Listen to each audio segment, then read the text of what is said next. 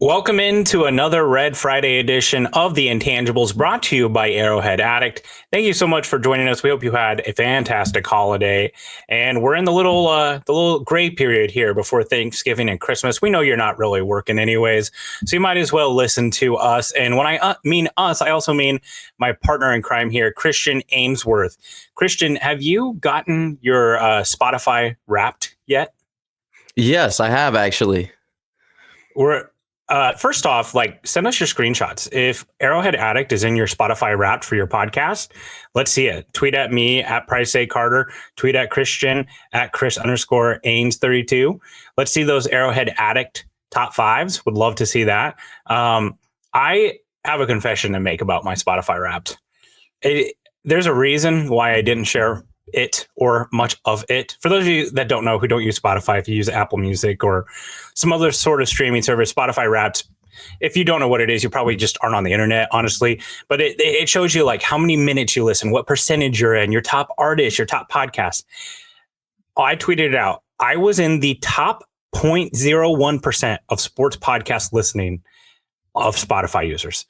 So I listen to 99.9% more sports podcasts than any other person in Spotify. And I don't know if I'm ashamed, if I'm depressed, if I'm proud. How should I feel about this? Oh, dude, what do you mean? You're grinding for the pod, man. Like I was maybe in the top 10%, not 0.01 or whatever the hell you just said. That's crazy work. Yeah, like if it was money, I'd be Elon Musk. Like I'd just be like the richest dude ever. I am the 1% of the 1%. Most of it comes from my day job where I'm working on a computer all day and I just like have podcasts going. Like I just pretty much permanently have an AirPod in while I'm working. So like, and I mean, there's just so much, right? Like you got your Chiefs stuff, you got your big NFL stuff, you got your draft stuff, you got your Husker stuff. And then like I was listening to a podcast today that's like I listened to like political and science stuff. Did you realize, I'll get off this tangent in a second. I listened to a podcast about some biochemical engineers who firmly believe that they will create the first ever, well, not the first ever, but recreate the first ever woolly mammoth in the next 5 years. Like they're really, really close. That's insane. Oh, yeah. Dude, I saw something about that recently too, where they're like putting it in Siberia. They're reintroducing it into Siberia in like this prehistoric park. Basically, they're able to like, instead of like Jurassic Park, where they take the dinosaur DNA and then fill in frog DNA, they're doing it the other way. They take an Asian elephant DNA and just supplant parts of it with the mammoth DNA that they have. And they can use AI to like run all these simulations of what works and what doesn't work. It's crazy. And they're also doing that with the Tasmanian tiger and the dodo bird. And basically they're doing this to like keep species that may go extinguished, or what's the word? Not extinguished. Extinct. There we go. I was right on there, to prevent them, like the white rhino and things like that. But it's kind of crazy to think like there could be a real life woolly mammoth in the next 5 years. But as we were saying, your Kansas City Chiefs, they're 11-1, and we've got a lot to talk about today. But yeah, do share your Spotify Wrapped if Arrowhead Addict is in them. Tweet at the main account. Tweet at us. We'll give it a retweet. We'll give it a like. Today we are going to be power ranking the Chiefs' potential playoff opponents. The AFC playoff picture, it's essentially set.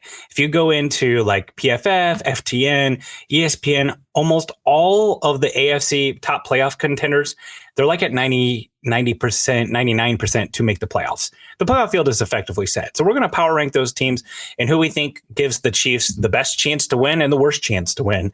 And then we're going to be doing some Red Friday factors on a game that will decide who wins the AFC West. Actually, that's not true. The Chargers can't win the AFC West if they win, but a game for the AFC West for the Chiefs. But first, we want to tell you about our friends over at Underdog Fantasy. A lot of times when I come on here and talk about Underdog, I'm talking about things that you can do leading up to a big game, whether it be like Thanksgiving, a football holiday or something like that. But we never really talk a lot about Underdog and all the different ways that you can win during the game. That's right. Underdog Fantasy, they have in-game plays as well. So if you're sitting and watching the game and you think, hey, maybe I can get better odds on higher or lower in this game because the team's down. For instance, last week I was sitting on the bed sick because my children get me sick all the time, and I watch football all day on Sunday. It was glorious, besides being sick. But I was sitting there watching, and I was like, man, it just feels like Saquon's been kind of corralled here in the first half by the Ravens, but he's just got one of those kind of big runs coming up. Put a little sauce on it, and then boom, hits in the second half with the higher number in the second half. So don't forget about those in-game plays as well. That's another great fun way, and you can get better odds that way. But with Underdog, they've got all different ways for you to play. They've got their vulture protection. So let's say I've got Saquon Barkley, and then boom, Kenneth Gainwell comes in, steals my touchdown. Well, Underdog is going to rescue it with their vulture protection. Also, don't forget about Red Zone Rush. It's basically Tinder, but for football. You just pick whether a player is going to score a touchdown by swiping right or for yes or left for no. Simple as that. And your entry will be automatically boosted and get you a 51% profit boost. Download the app today and use the our promo code Arrowhead Addict. That's all one word to get $1,000 in bonus cash instantly. Again, that's promo code Arrowhead Addict, all one word to get up to $1,000 in bonus cash instantly. Every player, every score, just select higher or lower on Underdog. Must be 18 years or older and present in a state where Underdog Fantasy operates. Terms apply. Void in Colorado. Concerned with your play, call 1-800-GAMBLER or visit www.npcgambler.org. Arizona, call 1-800-NEXT-STEP or text NEXT-STEP to 53342. New York, call the 24/7 Hope line at 1-877-8-HOPE-NY or text HOPE-NY to 467-369. All right, so we've already kind of, pre-talked real quick. Do you think we should read the playoff teams and who they are, or should we just rank them? No, let's set the stage here, because I think there's a little bit confusion because of some of the movement that's happened over the past couple of weeks. Maybe we should talk about some teams that won't be making the playoffs first. That might be a good place to start. Just to kind of like let people know what teams won't be making the playoffs. The Raiders, the Fighting Kermit Frogs, they won't be making the playoffs, surprisingly. The Jacksonville Jaguars, Trevor Lawrence is done for the year. That situation has went bad really fast. The Tennessee Titans, shout out to the team that has their third round pick, your Kansas City Chiefs.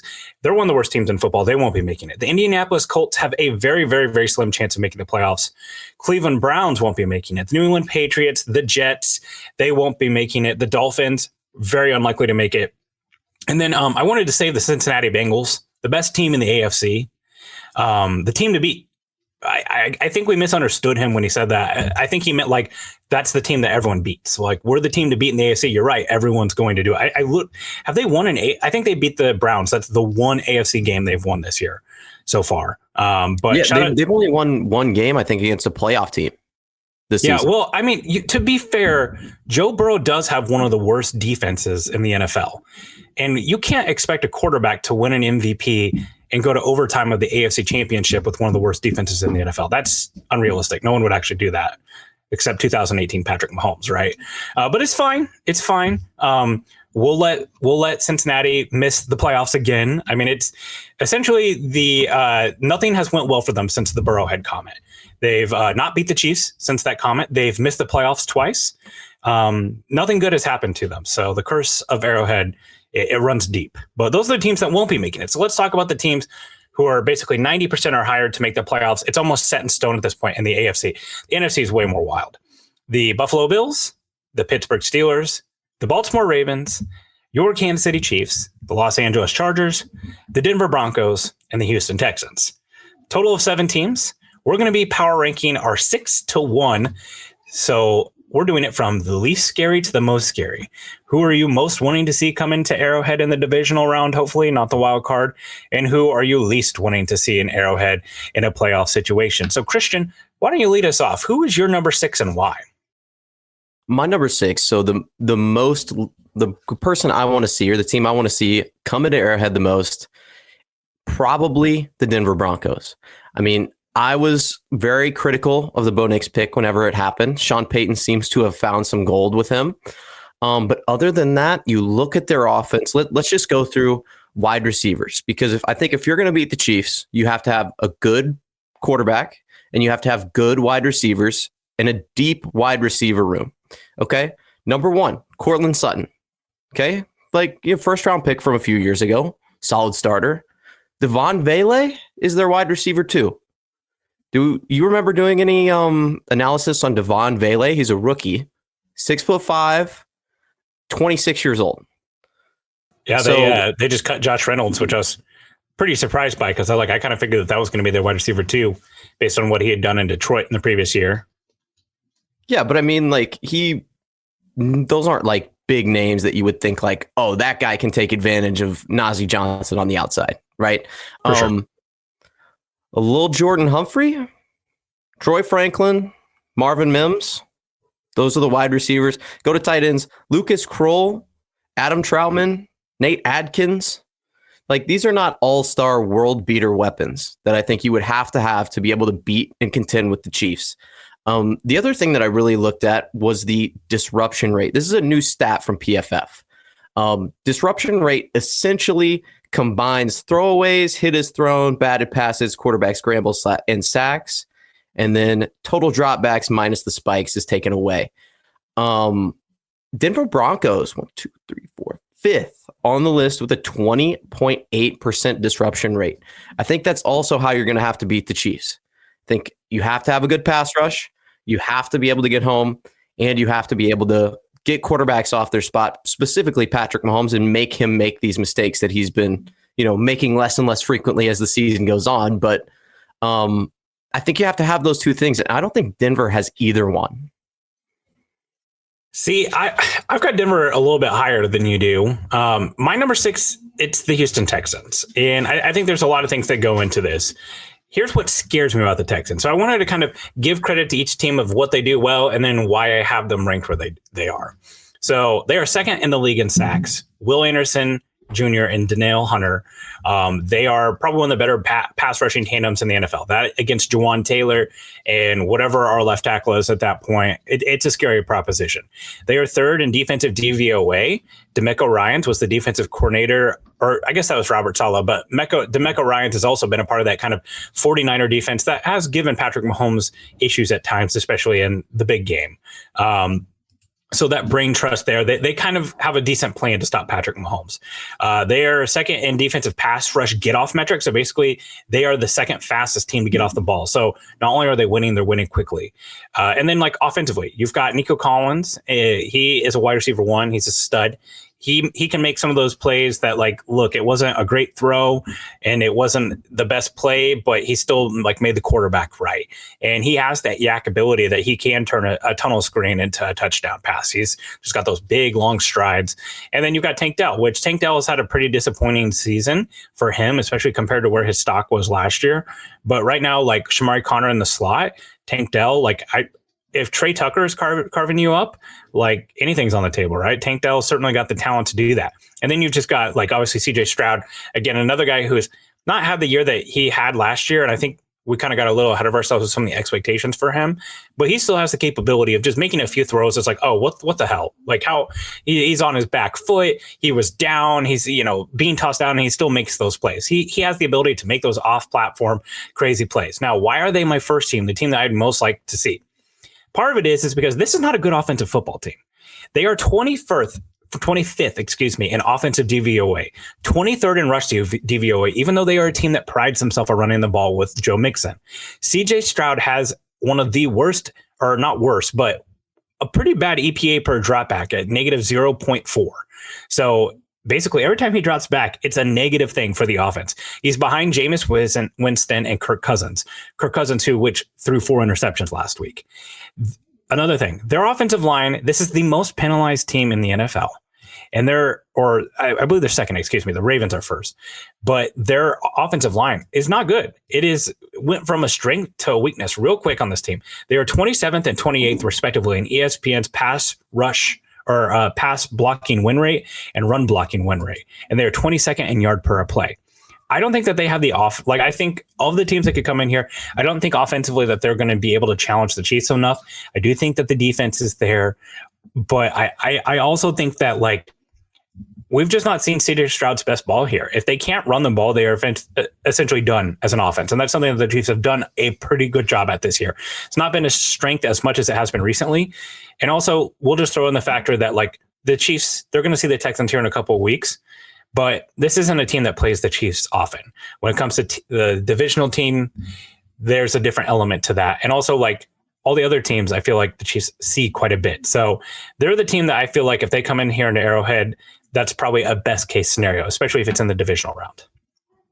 Yeah, and I would agree to an extent. I just think that Houston, part of that problem offensively, I think, was not having Nico Collins for a big portion of the season. Like, if you look at his stats, and I've got him pulled up right here, he has been like an alpha dog wide receiver. Here's the yards per game. 117, 135, 86, 151, 78. Then he gets hurt for an extended period of time, comes back 54, 92, 119. Like, if you're thinking of a guy who can pick on the defense, who can go after our smaller DBs, like you saw it with Trent McDuffie going on the tight ends this past week, like he can be had if you get the right matchup on him. Not super frequently, but Nico Collins is 6'4", 222 pounds. Like, that's a matchup that I think that Houston likes. I agree that the offensive line is not necessarily where you would like for it to be, especially with the Chiefs having such a good pass rush and not necessarily getting home. But if there was ever a team that you watched during the season, you think, oh man, like Chris Jones, if he could get after some team, like it's going to be this one. That interior offensive line is so bad. And that's why I have him at the 5 spot. Like, I really think that this team can be had. And I agree. CJ Stroud, like what has happened with him? Have you seen like any significant, I'm not exactly grinding Houston Texans game film. It's really simple, man. Bobby Slowick, the offensive coordinator, last year he was getting all this head coach buzz because he touched the gown of Shanahan at one point. They do not run the ball effectively on first and second down. They are the anti-Chiefs. The Chiefs, for a large part of the season, they get 3 yards on first down, they get 2 yards on second down, and then they ask Patrick Mahomes to convert 3rd and 5, and he does. They're the anti-Chiefs. They don't take care of the run in the first and second down part. So then they're constantly asking CJ Stroud, and then throw in all those penalties that we talked about. They're asking CJ Stroud to convert 3rd and long constantly. Throw in that CJ Stroud is just not having quite the year that he had last year. And let's be real. I mean, like we talked about this with Patrick Mahomes. Teams, they're going to give him more respect than they did before. They're giving him more of that Josh Allen, Lamar Jackson, Patrick Mahomes treatment as a quarterback now. So the offense just hasn't been able to be effective. And it's also worth mentioning, they'll miss Joe Mixon for some time. They miss Nico Collins. Stephon Diggs is down this year. And there's the offensive line. Like, it is one of the worst run offenses in the NFL and in pretty much efficiency rankings. And then you've got CJ Stroud, who I think sometimes tries to make things harder than they need to be sometimes. I don't think that he's playing poorly, but I don't think he's playing like the version of himself last year. And frankly, like, I hear some people say like, oh, Bobby Slowick could be a guy in contention for a head coaching job. Like, I think there's a chance that like he might be looking for a new OC job before a head coaching job, because it's pretty just blatant. Like, hey, it's 1st down and 10. We're running the ball. Hey, it's 2nd down and 8. We're going to, run the ball. It's very cliche. Okay. Yeah. And I had noticed as well, like if you're looking at matchup wise for the Chiefs, like what does this team do really, really well? It stops the run for whatever odd reason this year. Like, defense is really good at stopping the run, and does get pretty good pressure from time to time, but can't seem to get home. Like, that's the perfect patchup. Like, a really broken up offensive line that doesn't do incredibly well, a team that's already not good with the run. That's the perfect storm for a Kansas City W, and won't be super difficult for them, I think. So let's go to your 5th team here. Who do you have as the next? Oh, that was team? my 5th team. Houston. Oh, the Texans. Okay. Houston, yeah. Okay, yeah. Cool. All right. So number 5 for me, we're not going to go super in depth here because we're going to talk about them a little bit more, but it's the Chargers. What scares me about the Chargers? This is the same for the Broncos too. Having to beat a team 2 to 3 times a season, whether, the Chargers beat the Chiefs in Arrowhead on Sunday night, they're either going to have to beat them 2 or 3 times in a season. That's tough no matter what. There's a reason why divisional games, they're just more challenging. I thought there was a great clip that was tweeted out of the in-season Hard Knocks between Mike Tomlin, Zach Taylor, and the Bengals and the Steelers prepping for their game together. You hear how well they know each other, these teams. They know their weaknesses. They know their ins and outs. They've got slides that are centered around like, hey, how are we going to shut down Chase Brown? How are we attacking Jamar Chase? How do we, like one thing that just stood out to me, especially as a Chiefs fan, Mike Tomlin, there's a scene where he goes, hey, Herbig, We got Orlando Brown this week. Like Herbig, a guy who wins really quick off the edge. Like that's his skill set. And like, it's like, hey, this is your week because of this player.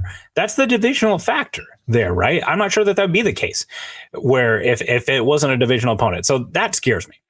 Then you've got the Chargers, which have been a surprisingly good defense. They are sixth ranked in defensive DVOA. They're fourth in EPA per drop back defensively.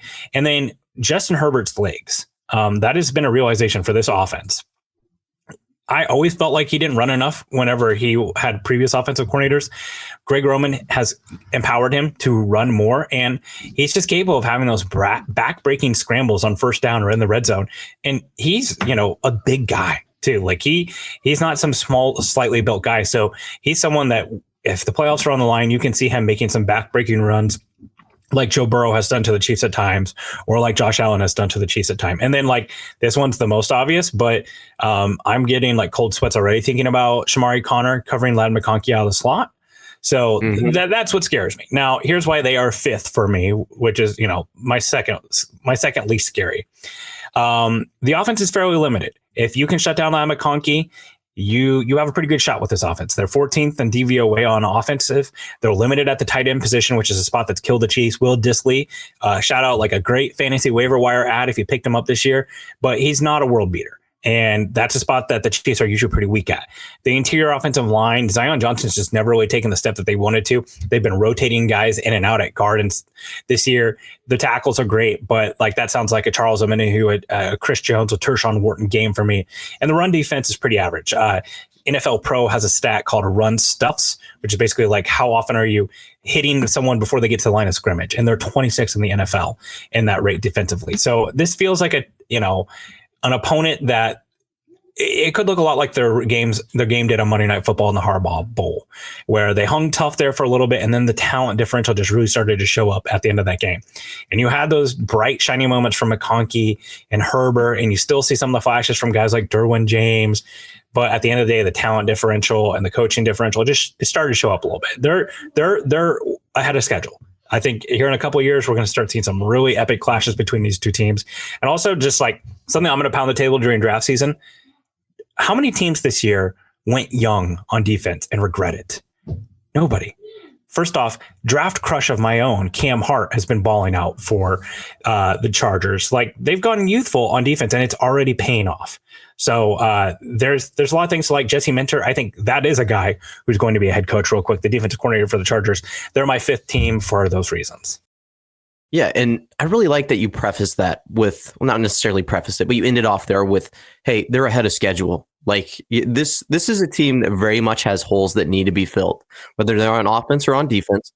But they have those cornerstone pieces, which is why I have them a little bit higher. I also think that playoff experience they had against the Jags might be something that they could, not necessarily get the monkey off their back type of situation, but something where they have some playoff experience. There's just not that many guys that are even left from that team. If you think about it, it's like Bosa, Mack, James, Herbert, Slater.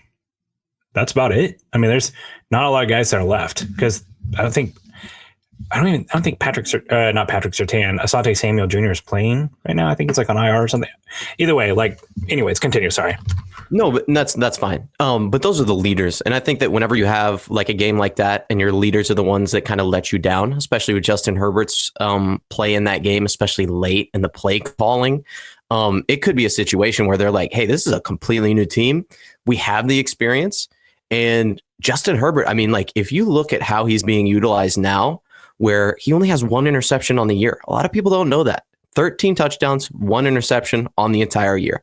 Like you turn a guy who was in college, somebody who was a little careless with the football, into a guy that has become like, I don't know, Kirk Cousins plus with the ability to run. Old Kirk Cousins, not this year Kirk Cousins. It kind of turns him into like, I would be a little bit more scared of that team than say Baltimore, which is my next team on the list. I don't know if you looked at the news at all for Baltimore over the past couple of days. The Deontay Johnson trade is not going over well. You look at their shocked. Yeah. What do you mean, dude? He was supposed to be a Chief. I get it. I do. Like I understand that there is a skill set there, but there's just not been a lot of good talk surrounding him as far as a clubhouse guy. And I felt like when that trade compensation came through, that was kind of part of it. And then you saw like how little playing time he was getting. It was very clear that there was something going on there. And also like, hey, you're the Ravens. Your problem all year has been defense. So you go get another wide receiver. And then they go get the corpse of the guy from Buffalo. Who's the corner that they got from the Rams? They go and get a corner who's coming off Achilles tear, all that stuff. Like they've really not done much to improve the side of the ball that they needed to. They already were just like them signing Derrick Henry. They were the best run offense in the NFL last year. So they go sign Derrick Henry. Like, I don't know, man. That one just... You're talking about Tre'Davious White. Yeah, Tre'Davious White is the guy. I kept wanting to say Keon White, but I was like, no, that's not it. That's a different player. So anyway, okay, continue. No, but yeah, like a team that has a clear identity, but is in a situation where they're not necessarily... I mean, let's just look at their team. Like, I'll do the same thing that I did with Houston and Denver, where I look at the weapons and we look at the defensive pressure rate. The two things that I think that you could really get after the Chiefs. Pressure rate, disruption rate from PFF, ranked 18th at 18%. That's not fantastic. And when you look at the back end of this defense, you can understand why. It's not like they don't have great pass rushers. These DBs are letting it up incredibly quickly. That's why they had to go out and get somebody like Tre'Davious White. Nate Wiggins, that young corner out of Clemson, he's been doing all right, but he's not anything to what I think that they expected him to be. That kind of shut down corner that you can put on somebody in the slot and just take them out of the game. Marlon Humphrey has been so. Offensively, though, is where I think they kind of set themselves apart from Houston and Denver. Lamar Jackson is still Lamar Jackson. Derrick Henry has been fantastic. That offensive line is still pretty good. But Deontay Johnson, Nelson Aguilar, Tylan Wallace, Zay Flowers, Rashad Bateman, Tez Walker, somebody who I liked out of USC coming out. And then Mark Andrews and Isaiah Likely. I don't know if you've looked at Mark Andrews lately. But he has not been affecting the game the way he has in years past. And same with Isaiah Likely. I actually feel differently. Like Mark Andrews, he's actually looking a lot more like himself than he had the playoffs. He's gotten better for sure, but way. Whenever I watch his game, he was trending towards like your worst fantasy football pick. He's got 7 touchdowns this year, 490 yards. It's so not awful, but he's turned it on lately. That hasn't been an all year thing, and he's 30 years old. Not that a tight end can't play incredibly well past the age of 30, but better watch yourself. Yeah, the kingdom after me, dude. But this is just a team where you look at any time that we've played them. I don't think there's been any game where I have been ridiculously scared of them, even playing them this year. Chiefs win 27-20. There were some times where Derrick Henry looked like Superman, but the Chiefs shut him down. And I don't think adding Deontay Johnson put them in a place where they could, score 30 on the Chiefs, even with our recent woes in the cornerback room. So not an incredibly scary team for me. I think that would definitely be a better matchup than Houston or Denver, but they don't crack that like top tier of teams that I would hate to play. And before you do your next one, I'm very, very happy that neither of us have said Pittsburgh yet. I think that's very telling of where that organization is at. I went in this, we didn't talk about which picks we were going to have or what order we were going to have them in. And I knew I was like, I bet Price has Pittsburgh at like 2 or 3. Like they just seem like one of those teams that could be a dog for the Chiefs. Is that your next pick is going to be Pittsburgh? No, I do not have Pittsburgh yet. They were one that's kind of hard because like they're one of those teams that the perception that they have is better than actually like looking at the depth chart and looking at stats. So my fourth team, it's the Denver Broncos. And here's what scares me about them. Again, it's the same thing. The divisional thing, you're beating a team 2 to 3 times. Also, they are the 5th ranked defensive team in DVOA. Surtain and Riley Moss, they're one of the better cornerback tandems in the NFL. They're going to cover DeAndre Hopkins, Xavier Worthy, or Hollywood Brown if he's back. They lead the NFL in sacks. And Sean Payton has played 4 games against Andy Reid. Every single one of them has been close. even the games back when he had Russell Wilson. They have a way, and Vance Joseph seems to have a pretty good game plan. I don't think the Chiefs have yet to score a red zone or have scored like one red zone touchdown against the Broncos in their last like 2 or 3 meetings. They have a very good defensive plan for stopping the Chiefs and what they do. Then you throw in the pass rush there, which is really, really good. You've got Bonito, you've got Jonathan Cooper, Bo Nix. He's got mobility. Let's be clear. I don't think that Bo Nix is, on the same level of a Justin Herbert or a Patrick Mahomes, but I do think that he's done some nice things, and he does have that mobility, which is something that gives the Chiefs defense issues, is when quarterbacks can get off their spot and still make the throw. It's not a coincidence that Aiden O'Connell, who's one of the least mobile quarterbacks in the NFL, was the last time that the Chiefs pass rush really broke out last week with 3 sacks. And then also really, really good offensive line. And for the Broncos, they grade out as one of the best offensive lines in the NFL, both in run block and pass blocking, mitigates that passing offense. Now, why they're 4th? Clear lack of skill players, right? We saw Cortland Sutton have a nice day, but you mentioned it with some of your their second, their third options. You're talking Troy Franklin, Vele. They don't really have a tight end that scares you much. The running backs, they're mixing in Estime and Javonte Williams. There's not some star there that really scares you offensively. Also, 19th in run offensive DVOA. They don't run the ball particularly well. And then you just factor in hey, you've got a rookie quarterback making his first ever playoff start or second playoff start in Arrowhead against Steve Spagnuolo. Bo Nix, he's played a lot of football. That's one of the strengths about him. I think that he's integrated really nicely into the Sean Payton system, but that's one of those that's hey, this is a big moment. And I think you saw in that game in Arrowhead that when the Chiefs started heating up Bo Nix, things started getting a lot harder for him. The Chiefs offense was more to blame for that game being as tight as it was than necessarily the Chiefs defense, despite a couple of big plays that Nix had to Sutton. But so they're my 4th team. I just think that they've played the Chiefs really tough. And every game, and Sean Payton is one of the few coaches that has a winning record against Andy Reid, dating back to his days in New Orleans. So there's something there. And I think that those are going to be close matchups. And the divisional teams, they're always just going to scare me a little bit more, just because I think it's really hard to beat a team 2 to 3 times in a year. Yeah, I agree. And that's why I have LA next. Chargers are one of those teams where you look at them, and we talked about it. I don't want to, beat a dead horse here, but they're a team that is missing some pieces, but has kind of those core guys that you'd like to have on a championship roster in the future. The only thing that gets me, it's a divisional game.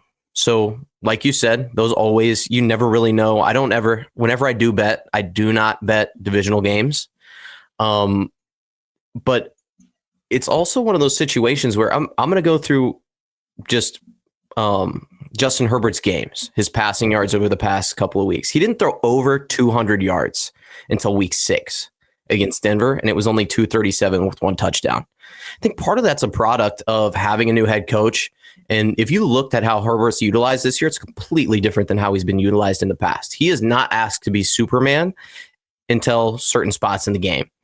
But then you have games like Denver, where he gets 237, Arizona, 349, the next one, 279, 282, a little bit of a dud against Tennessee, 164, but then 297, 218, and then Atlanta, 147 yards. Were these games, part of that's a product of who they're playing, right? I think you can say that about any team or any quarterback who I don't think is like a top tier quarterback going on a run like this. But I look at them and I say, okay, new head coach. I love how they're being coached. The quarterback's heating up. I understand they just lost J.K. Dobbins, but part of that combined with that divisional rivalry is oh man, this could be not a trap game, but a game that you go into and it's hey, they're thinking it's the same old Chargers, and this is not. They're not going to go for it on 4th and 10 from their own 20-yard line. This is a team that's plays smart football. Again, Justin Herbert, 13 touchdowns, 1 interception. That's tough, man. When the quarterback doesn't make mistakes and they don't beat themselves, it's a tough football team to beat. And I don't know, that they just scare me just a little bit more than Baltimore, and not as much as maybe Buffalo or Pittsburgh, but definitely one of those teams that, depending on how we play them this upcoming week, could really shift my view of how we could play them in the playoffs. A well-coached team, and that's something that hasn't been true for the Chargers for a long time.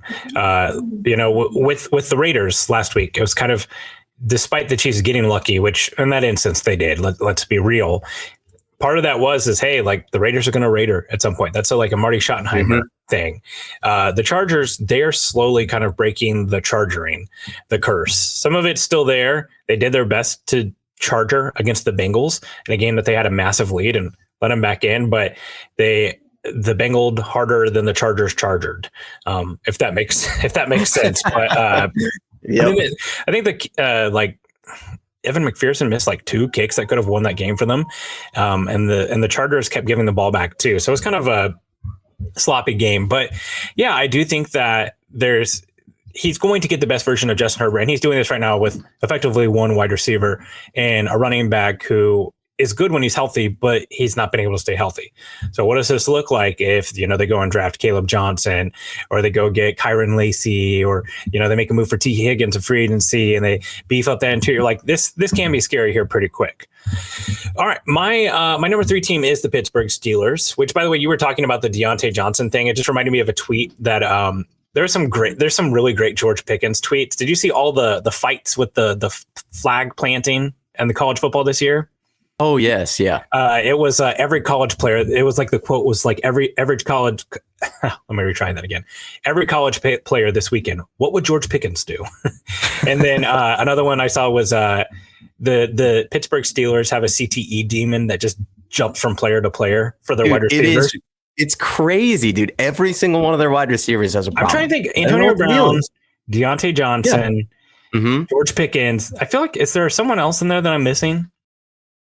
Oh, well, you had the Le'Veon Bell situation for a little bit, not a wide receiver. Yeah. He had surely that whole thing. I feel like people loop Juju into that because he makes TikToks. Like, Juju's been a really good guy. He was a fun player back when he was in Pittsburgh. He made TikToks. People really like turn that. Like, I remember whenever the Chiefs signed him, they're like, "Oh, TikTok boy, losers." Like, okay. I mean, if you don't like him as a player, that's fine. But like, this isn't some like big character issue. I'm not sure. Whatever. How dare players use social media like that? Certainly, no college players use TikTok, right? Okay, so the Pittsburgh Steelers. Here's why they're my 3rd team: Alex Highsmith, T.J. Watt, Keanu Benton, Nick Herbig, Cameron Hayward. That is an insane defensive line, and they have other players too. There are just so many guys who can win there. Now, surprisingly, they are not that high up in sacks. I was looking at the numbers. I was like, oh, I'm expecting a really high pass rush win rate and all those things. They're not actually that high, which kind of surprised me, which I think like one of the things is looking at that, they're not a heavy blitz team. But another thing that scares me, it's the moon balls, right? The Russell Wilson. I think like this has been kind of a lesson in like situation matters.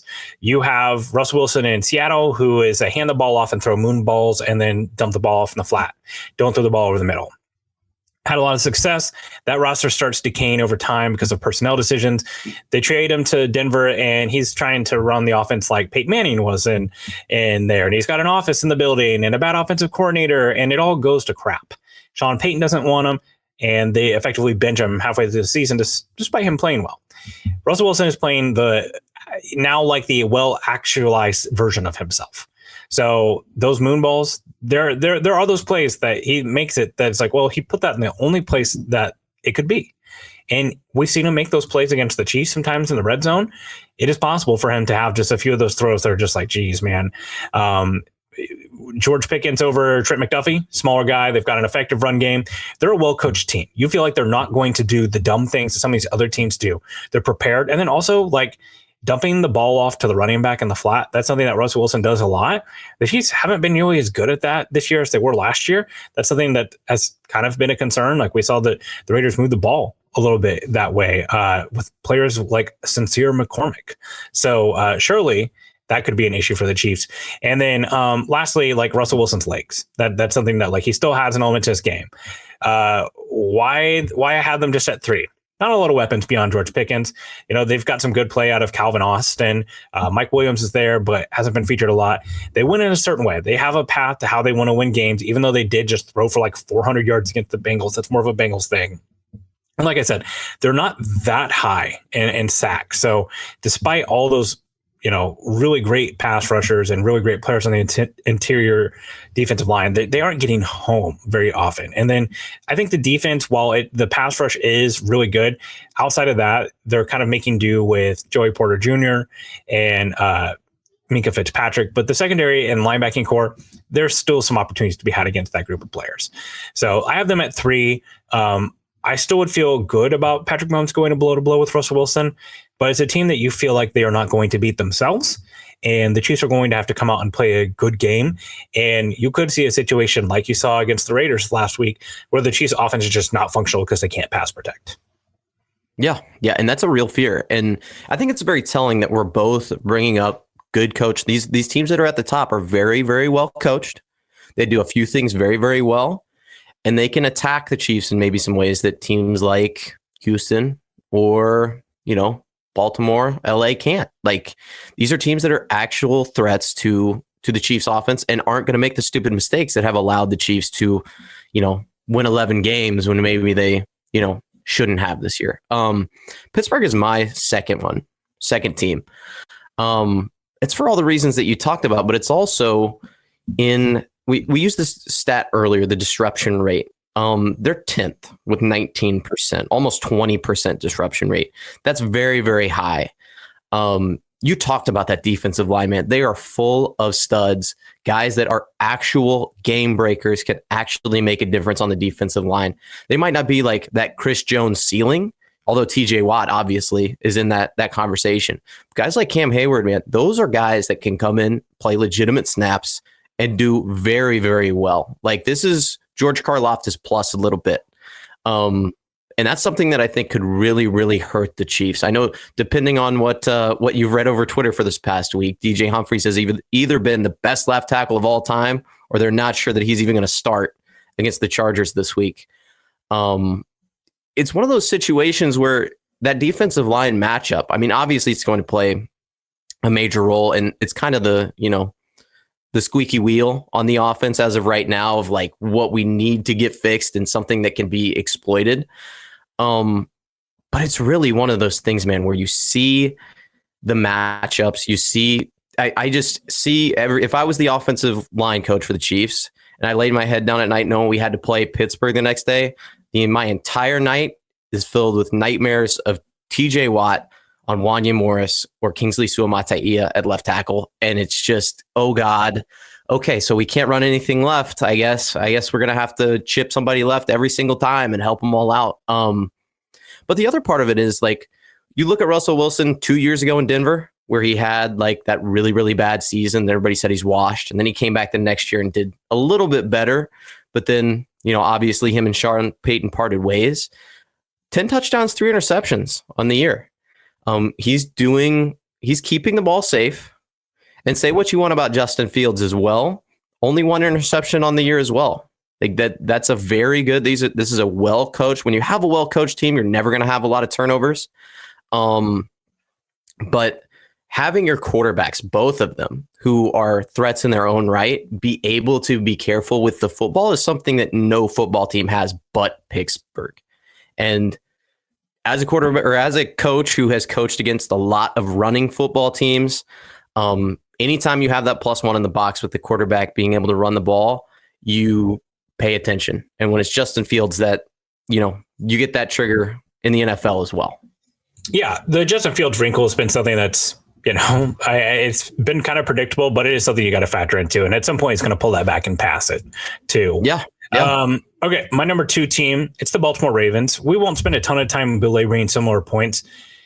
Here's why I have the Ravens at 2. They're one of the few teams here that, like, I think if we're talking about if the Chiefs are going to win a Super Bowl again, it's going to be more an offensive story than it was last year. It has to be, based upon what the defense is. The Ravens are one of the teams that can go blow for the Chiefs offensively and play at that level, especially with how they can win. You've got Zay Flowers, who, runs out of the slot. That's been an issue for the Chiefs. You've got a healthier version of Mark Andrews. You've seen what Isaiah Likely can do.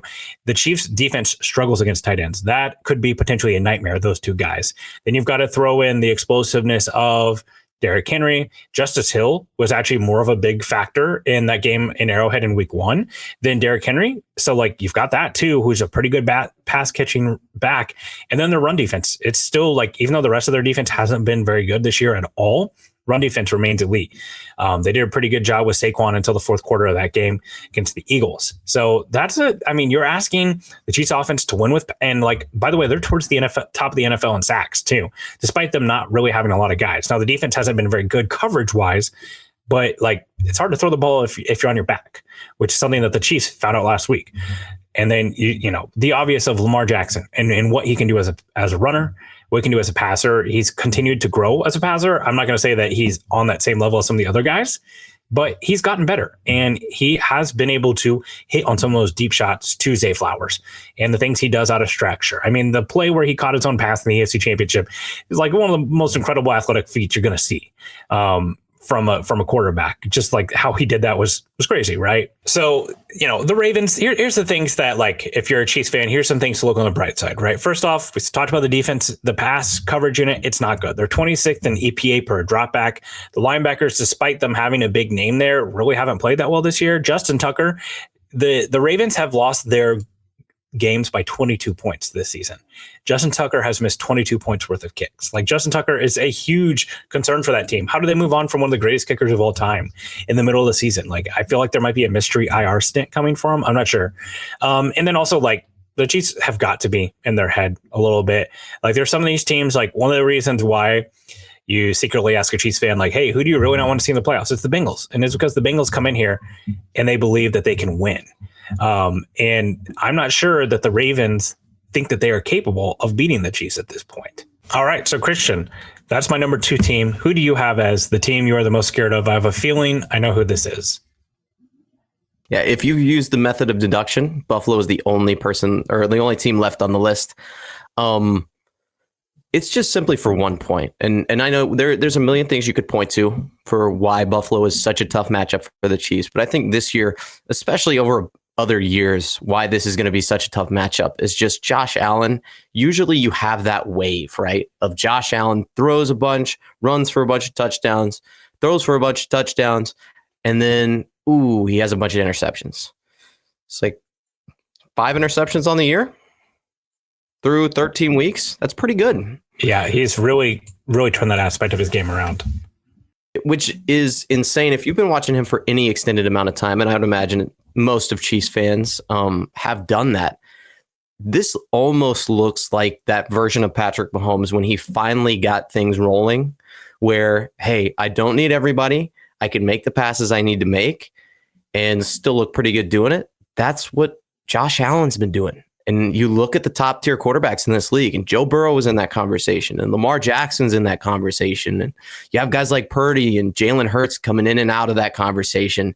Josh Allen's been the one name that has stayed, and for good reason. I mean, he is the Joker to Mahomes' Batman. This is the guy that has to go toe to toe. This is the Peyton Manning to Brady. This is going to be the team. This is going to be the quarterback that always gives Patrick Mahomes and the Chiefs fits. And I think it's going to be that way for the foreseeable future. This was supposed to be the year that Buffalo just like ended. It's like, hey, that window closed. Let's move on. So we get rid of all these players on defense. We get rid of our 2 safeties that are incredible. We get rid of our cornerback who has had a few all-pros underneath his belt, and then move on from Stephon Diggs. And, you know, they draft a tight end that isn't playing incredibly productive snaps. And he's just turned it all around, man. He's done a fantastic job. I think that's not going to stop once it hits the playoffs. And KC has got to get their stuff together a little bit if they want to play this team and play them and beat them. Yeah, I mean, like right now, we have reached a point with the Buffalo Bills that it's a runaway train, the hype is. And we do this with a lot of teams. It was this way with the Ravens last year. For instance, Josh Allen won AFC Player of the Week this year with 166 passing yards and 2 touchdowns. That is crazy. But to be Russell fair, Wilson he threw and caught his own pass. So that was kind of cool. Like, honestly, man, the way that I mean, I'm not hating because he's an incredible player and I think he should be MVP. But the way that play happened wasn't nearly as cool as like literally the way Marcus Mariota did it in the playoff game against the Chiefs. Lamar Jackson's was cooler, where like it tipped up and he caught it. Like that was cooler than that. That was a lateral. You know what I mean? Versus like Russell Wilson this week had 414 yards and 3 touchdowns, averaging 10.8 yards per attempt against the Bengals. That wasn't AFC Player of the Week. I'm sorry. That's just, there's a narrative being pushed here. It's fine. I definitely think it's his turn to shine. But we've gotten to the point with the Bills where it's like, are they the greatest team to ever exist? Like, you know, it's got a runaway train, and some of it was because they just played in prime time in an aesthetically pleasing game with the snow. And the 49ers, those are the type of teams that die. 49ers. They had Super Bowl aspirations. You got a bunch of veterans, a bunch of high paid guys who came into the season expecting a Super Bowl, and instead they've gotten this awful like hand dealt to them. Those are the type of guys who quit. Not young teams, not rookies. Like there's always that team that's tanking that wins way more games than people think there's going to. These are the type of teams like the Jets that are filled with aging guys who they've made their check. They're planning that trip to Maui right now. You know, like they're not worried about this stuff anymore. They're hanging it up. So, but I do agree. Like the Bills, they are a very complete team. They have a great offensive line. And I think the thing that's probably the scary about them is that they've scored 30 points in 6 or more games this season. Yeah. They've scored 30 more points than any other team in the NFL. They've done a big chunk of this without probably their wide receiver too. You know, in why can't I think of his name? The Florida State guy. Keon Coleman. Yeah. Okay. Yeah. Florida State guy. But yeah, like they've done a lot of this without Keon Coleman, which by the way, he still has more yards than Xavier Worthy and has missed like 4 straight games, which, you know, that pisses me off. Okay. Xavier Worthy slander, dude. He could have like 800 yards this season if Patrick Mahomes I understand, but him. it's just the truth. Like that is something I check weekly. Those two players compared to each other because of the narrative that was around them. Like it's by like 5 or 6 yards, but it's still true. Dalton Kincaid has been one of their better pass catching options. They have a version of this offense where they can run the ball really effectively with 2 or 3 good backs. Ray Davis is good. They use Ty Johnson well. We know what James Cook can do. Josh Allen, if it's 3rd and 2, 4th and 2, he's getting it with his legs. Like it's over. Yeah. Like it's basically the Eagles offense with the tush push. And he's as good of a passer as there is in the NFL. And the defense is, you know, it's always been good. I'm not going to say that it's elite, but it's good enough for them to win a championship with what that offense is. And whatever version of the offense they had dreamed up, and I didn't even mention Amari Cooper, by the way, who's a really good receiver, who's just really starting to get integrated into this offense and had some really big catches against the Chiefs. So, yeah, I mean, this is definitely the scariest version. This is a guy who can go blow for Patrick Mahomes. We've seen it before. We've seen that the one thing that can really hold this team back is some of the coaching decisions. And I'm not sure I still trust Sean McDermott in big moments. Like, I'm sorry, and I promise I'm not trying to make a meme, whether it was because it was with Damar Hamlin, but that fake punt in the AFC divisional with Damar Hamlin where he thought he was about to go viral and like make a wish or something, like that was such an unserious moment. Everything about that. He has 1 or 2 of those a game in the playoffs, right? But yeah, that's not the team you want to see. And hopefully that's in the AFC Championship and it's here in Arrowhead. And then you just like, you don't have to be better. Like right now, I would agree that the Chiefs aren't better than the Bills right now, but you don't have to be better than the Bills right now. You need to be better than the Bills in January in Arrowhead for 1 game. So 100%. And that's what it comes down to. And they're a great team. They've got a great quarterback. These 2 guys is Brady Manning. It's not Joe Burrow. Okay. Joe Burrow's Phillip Rivers. He's the guy who plays good quarterback, stacks up stats, and then doesn't win anything. He's already done more than Rivers because he actually went to a Super Bowl. That's a wild take. Joe Burrow is Phillip Rivers? As far as like this decade, why wouldn't it be? He's piles up stats, always seems to lose a game whenever it has to happen. A poorly run organization like the Bengals, the Chargers are that way too. They struggle hiring coaches. The Spanos family, they're very invested into the team and they kind of micromanage. Like honestly, this is a great comparison for those 2 guys. And then we're just going to get like that spattering of like a random like Ben Roethlisberger time there or whatever. I don't know.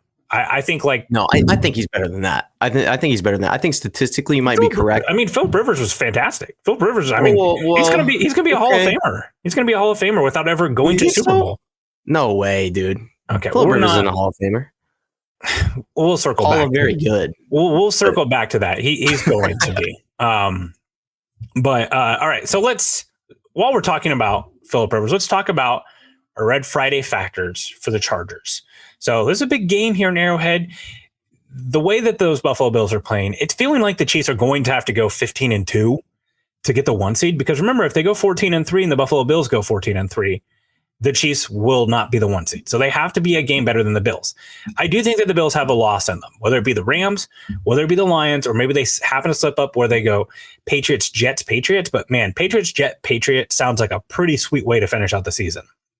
Meanwhile, the Chiefs have the Browns, which we've seen that they can be spicy, right? They won a big game a couple weeks ago, gave the Broncos all they wanted to. They've got the Texans. They've got the Steelers. 3 games in 10 days in that stretch. And then, oh, by the way, they have the Chargers here at home, and they've got the Broncos again. There's nothing easy about that path going forward. The easy games are behind them. So the Chiefs are going to have to play well in this game if they want to keep their name in the 1 seed, because the worst thing that they can do right now is drop a game like this where they should have the advantage. I think like one thing that I am interested, this is probably going to be the first like kind of cold game. I don't think it's going to be that cold on Sunday. I think it's like in the 50s or something, but it's going to be the first kind of cold weather game that the Chargers have played all year. They play in a dome. They've been to several domes this season. Like they just played in Atlanta.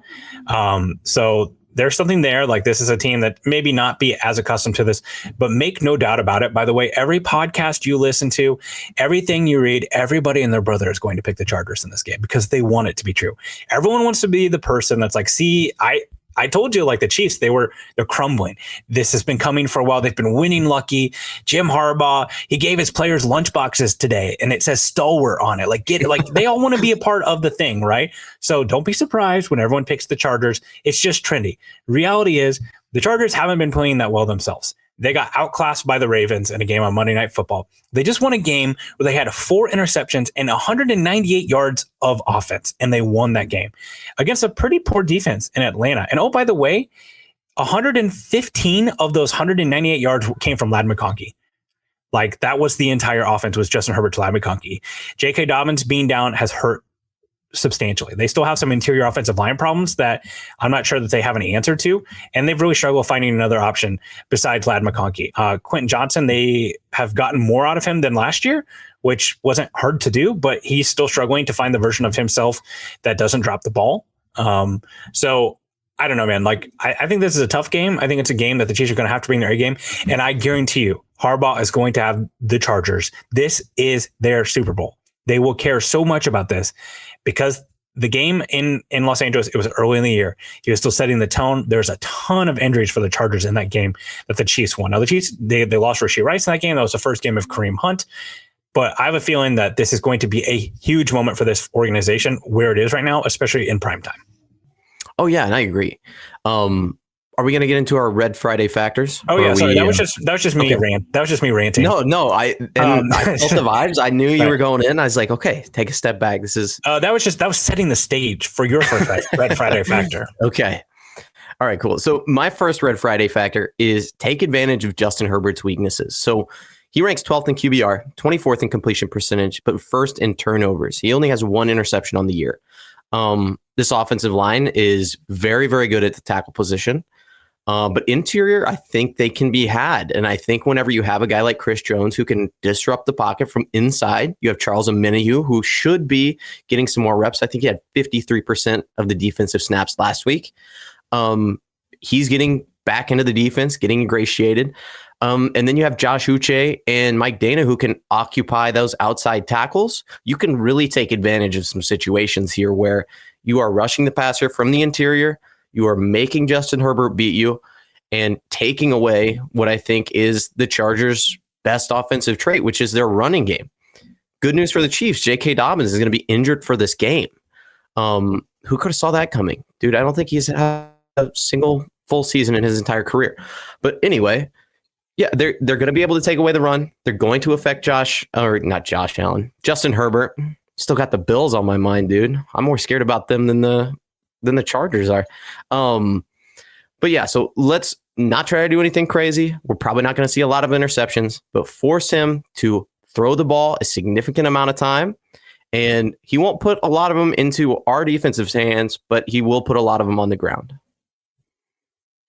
Yeah, and I think it's interesting. Like, if you were talking about one of the weaknesses for a player like Justin Herbert, he is almost computer-like in how he plays the game. And being able to turn off those interceptions, it's been a huge part of their success, and helping him kind of realize the version of himself that he is, where like they're making more plays with his legs. They're giving him permission to throw the ball downfield more now. It does feel like this is a building up of Justin Herbert.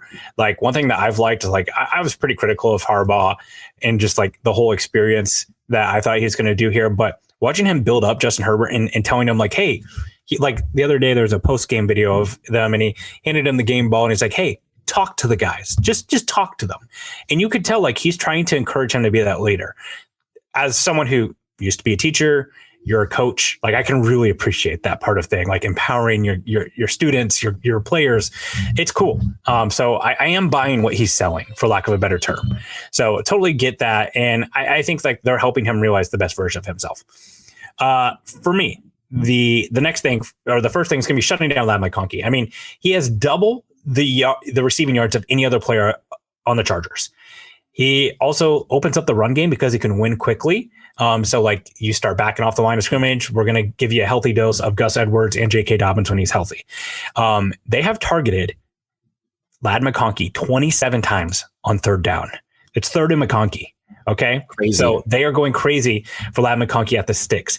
We just talked about Shamari Connor and his struggles, and how much that's been an issue. That is something that they are going to go at and go quickly.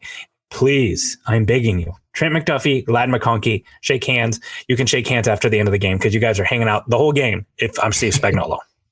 So the stopping Ladd McConkey, it's got to be a big part of it. Yeah, I agree. And if you're going to put any wide receiver on Najee Johnson or Jameson Williams or Shamari Connor, I'm hoping it's Quentin Johnston. That's one of the guys. He's struggled a lot this year with drops. He hasn't really realized his full potential either. I loved him coming out of TCU, just hasn't been able to put it all together.